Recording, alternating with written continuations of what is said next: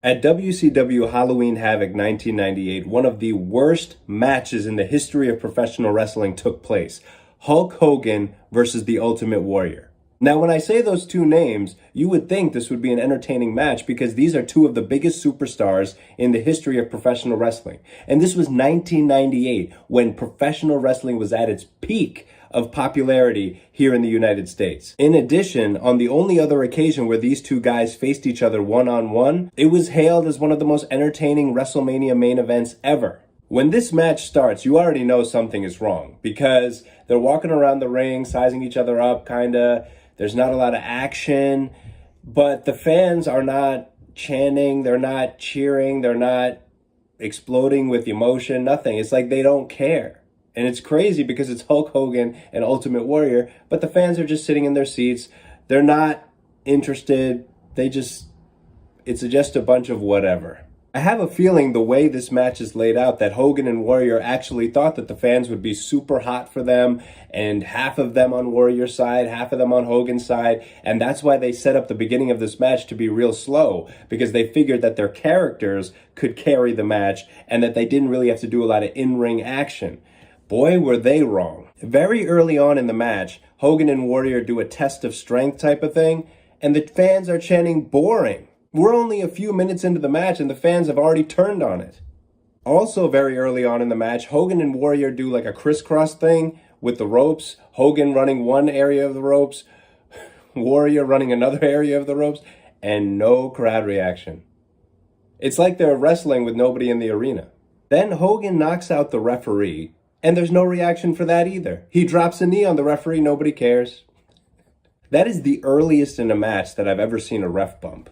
Hogan calls for the rest of the NWO to come out, and some of the guys come out. Warrior takes them out. Then Hogan and Warrior start trading punches and slams. And again, they've laid out this match as if the crowd is going to be going crazy for them so they don't have to do a lot of work in the ring, but nobody's reacting to anything they're doing. At this point in the match, they're really just performing for each other. Everybody else is checked out. Then the best part of the match happens. Hogan pulls something out of his tights. It looks like a Ziploc bag with PCP in it. That's not what it is, but that's what it looks like. And there's a lighter, and nobody really knows what's going on. And then I guess it was supposed to be a fireball because Hogan throws something. Warrior turns his head, but nothing actually was thrown at him. And then Hogan tries again, and then a little flame goes off, but it's near Hogan. So it's almost as if Hogan was hurting himself. Obviously, that wasn't the plan. I think Hogan was supposed to throw a fireball at Warrior, malfunctioned.